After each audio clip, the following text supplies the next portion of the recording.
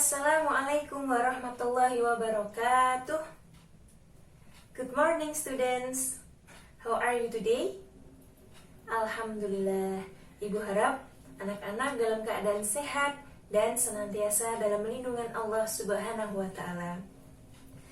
Baik, kembali lagi bersama Ibu Vina di mata pelajaran Akidah Akhlak.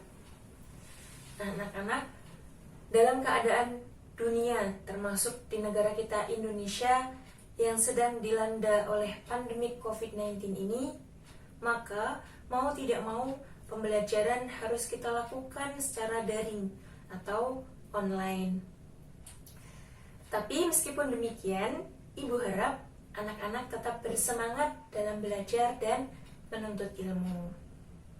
Nah, sebelum kita mulai pembelajaran hari ini, maka mari kita awali dengan membaca basmalah bersama-sama. Bismillahirrahmanirrahim. Nah, anak-anak, pagi ini kita akan belajar mengenai ragam sikap tercela. Apa saja sih ragam sikap tercela itu? Nah, mari kita simak penjelasan dalam video berikut ini.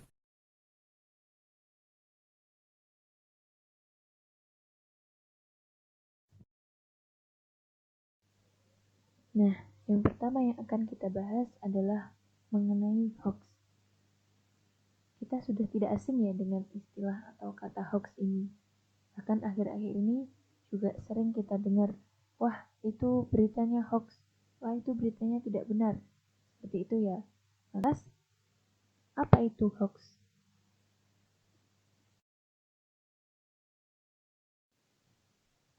Pengertian hoax adalah suatu informasi bohong atau palsu yang direkayasa sedemikian rupa sehingga seolah-olah informasi tersebut memang benar adanya. Kemudian akhirnya dipercaya oleh sebagian besar masyarakat umum. Nah, seperti itu. Jadi informasi-informasi bohong yang beredar di masyarakat itu pada akhirnya dipercaya oleh kebanyakan orang dan menimbulkan keresahan di masyarakat itu sendiri.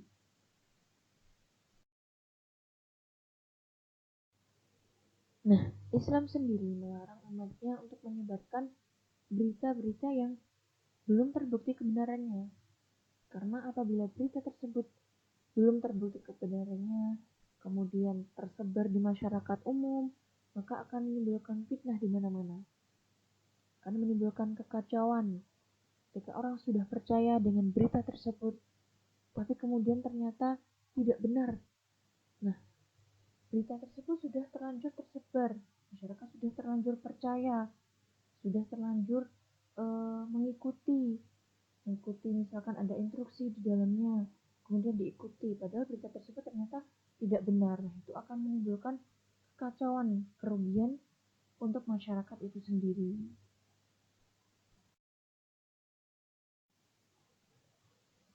Nah, di dalam Al-Quran juga Allah sudah melarang umatnya untuk ikut menyebarkan berita-berita bohong, berita-berita hoax, yaitu dalam surat Al-Ahzab ayat 60 yang berbunyi, A'udzubillahi minasyaitonirrajim.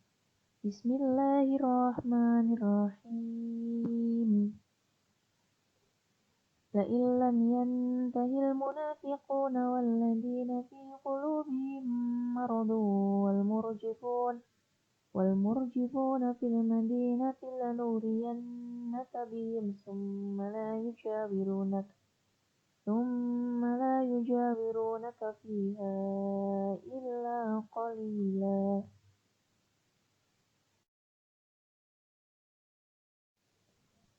Yang artinya, sesungguhnya jika tidak berhenti orang-orang munafik, orang-orang yang berpenyakit dalam hatinya, dan orang-orang yang menyebarkan kabar bohong di Madinah dari menyakitimu Muhammad, niscaya kami Allah perintahkan kamu untuk memerangi mereka.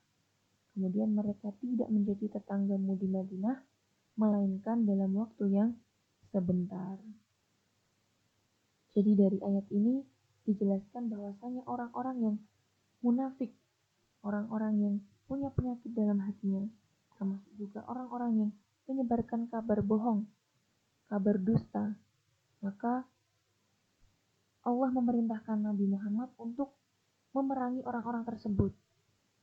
Jadi orang-orang tersebut kalau tidak berhenti menyebarkan kabar dusta atau tidak sembuh dari kemunafikannya, tidak kembali menjadi orang iman yang seutuhnya, maka Allah memberikan hak untuk Nabi Muhammad memerangi mereka. Jadi mereka tidak akan menjadi tetangganya Nabi Muhammad, itu maksudnya akan diperangi oleh Nabi Muhammad, akan terusir dari rahmat Allah, atau bisa jadi bahkan terbunuh atau ditawan dalam peperangan. Berarti berat kan ya hukuman bagi orang-orang yang menyebarkan kabar dusta, menyebarkan kabar yang belum tentu kebenarannya, belum jelas kebenarannya. Maka sebagai umat Islam kita harus berhati-hati dalam menerima dan menyebarkan kabar-kabar yang kita belum tahu pasti berita itu benar atau tidak, berita itu memang nyata atau tidak.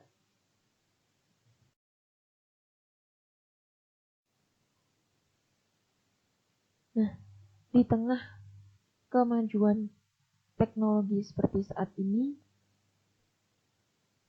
potensi untuk tersebarnya berita hoax, berita yang belum jelas kebenarannya ini semakin mudah, semakin luas cakupannya, semakin cepat tersebarnya.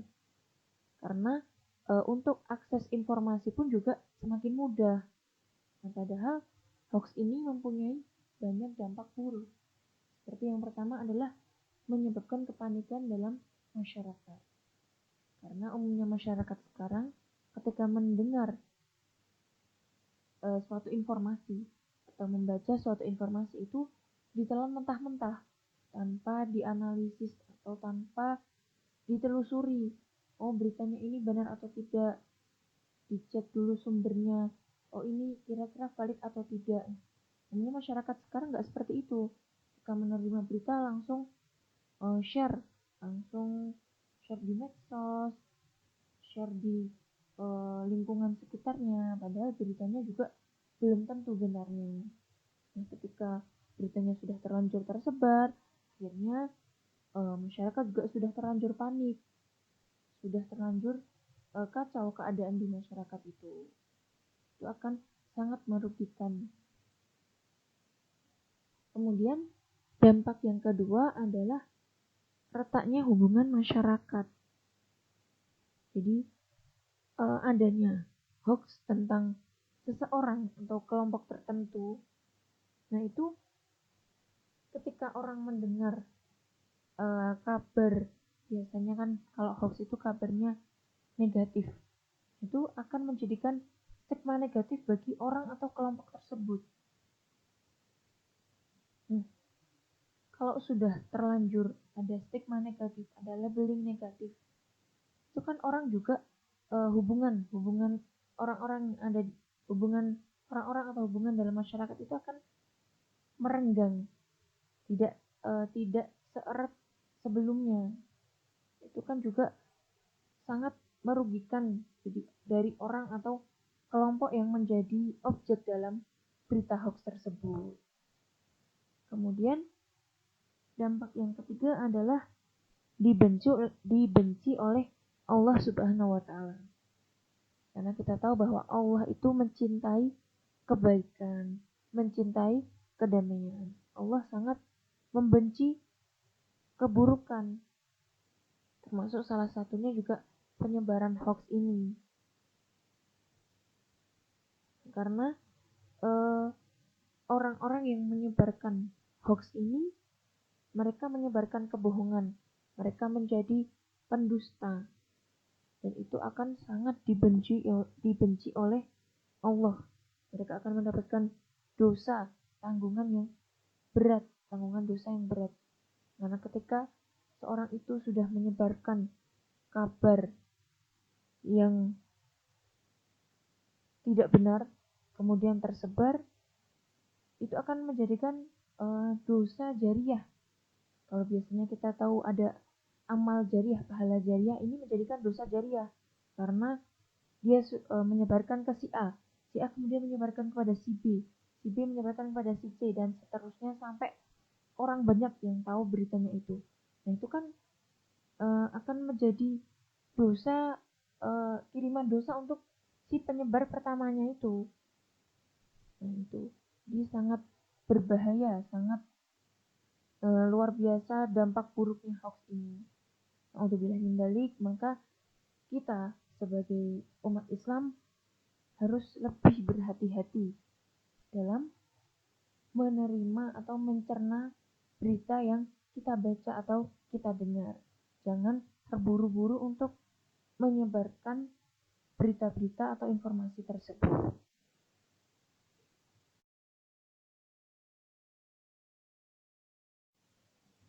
Dan di sini Ibu akan membagikan beberapa tips atau cara untuk menghindari perilaku dari menyebarkan hoax ini. Jadi yang pertama adalah meningkatkan ketaatan kepada Allah, meningkatkan ketakwaan kita kepada Allah.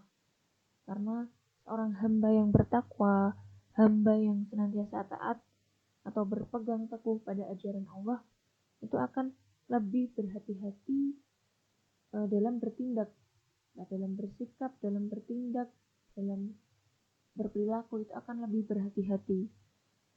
Dia akan lebih mengedepankan husnudon atau prasangka baik daripada suudon. Ketika mendengar atau membaca kabar buruk, dia tidak langsung berpikiran, oh jadi seperti itu toh. Enggak, dia lebih mengedepankan husnudon, oh mungkin seperti ini, mungkin seperti ini. Nah, itu kalau hamba yang bertakwa kepada Allah. Jadi untuk menghindari perilaku menyebarkan hoax ini, salah satunya adalah dengan meningkatkan ketaatan atau ketakwaan kita kepada Allah, agar kita juga terlindungi dari sifat-sifat jelek, termasuk sifat mudah menyebarkan kabar yang belum tentu benarnya. Kemudian yang kedua adalah menyaring informasi. Ini sangat penting ya anak-anak ya. Jadi pernah dengar istilah saring sebelum sharing. Nah itu memang benar adanya.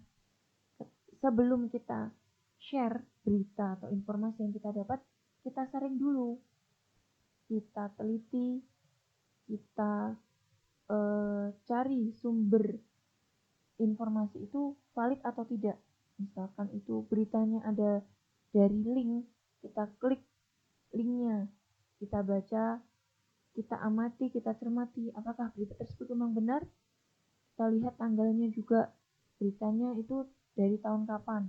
Misalkan ternyata itu beritanya dari tahun 2017, padahal di-share di tahun 2020. Nah itu kan sudah tidak valid lagi, sudah berita lama, kemudian ditambah dibumbui dengan kata-kata yang provokatif, sehingga orang akan percaya dengan berita tersebut. Maka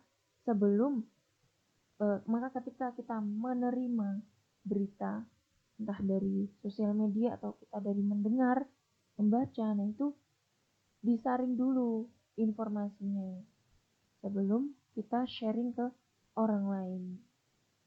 Seperti itu. Kemudian tips yang ketiga adalah menyibukkan diri dengan hal-hal yang positif.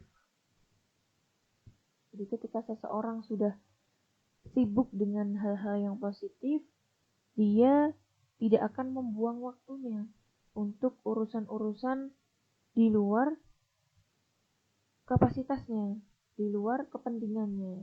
Jadi orang itu akan istilahnya gak akan mencari-cari kegiatan yang negatif karena dia sendiri sudah sibuk dengan urusannya sendiri, sibuk dengan hobinya, sibuk dengan ibadah, sibuk dengan kegiatan-kegiatan positif, sehingga tidak akan terpengaruh atau terjerumus ke dalam perilaku yang kurang baik. Itu adalah beberapa tips untuk menghindari berperilaku ikut menyebar berita-berita hoax itu.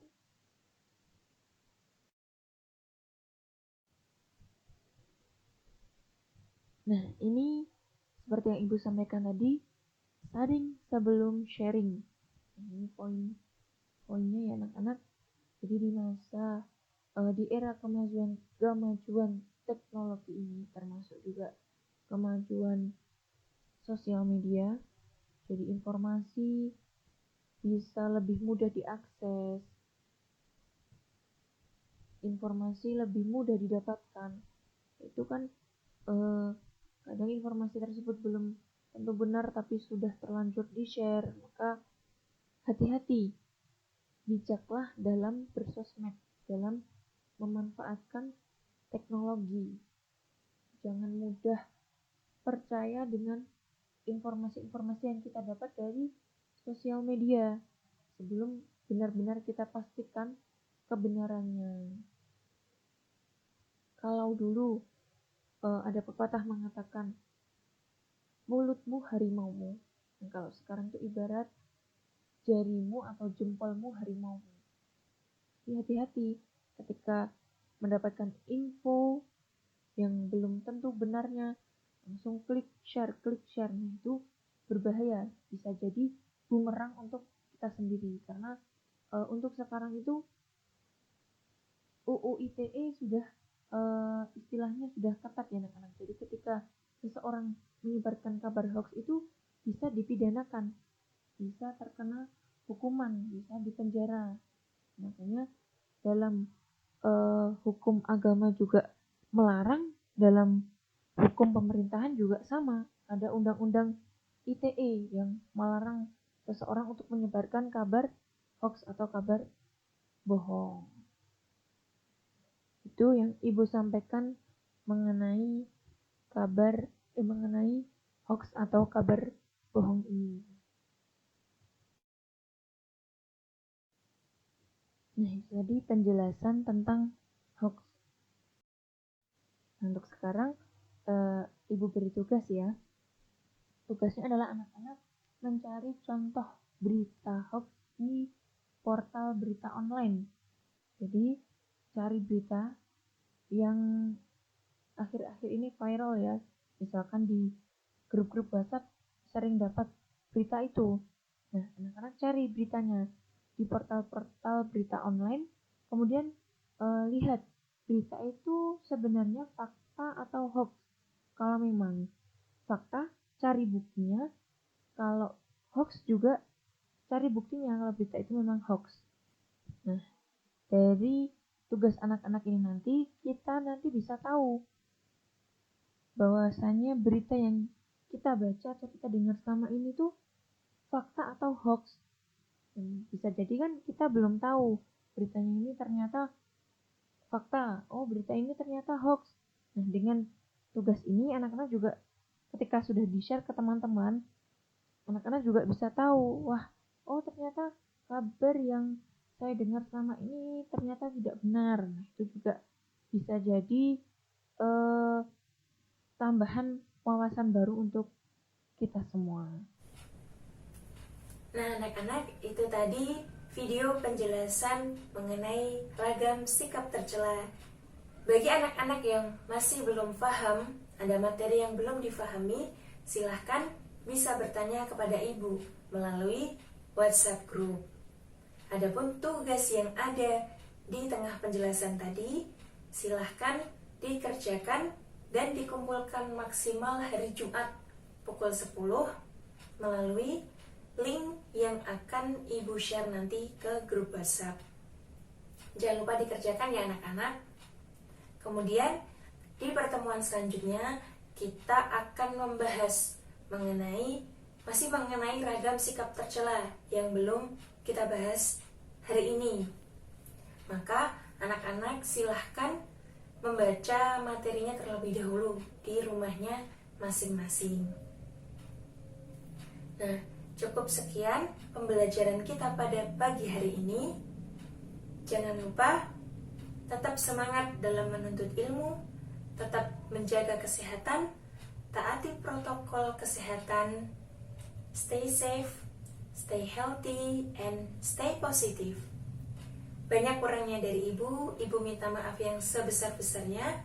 Akhir qouli hada, wassalamualaikum warahmatullahi wabarakatuh.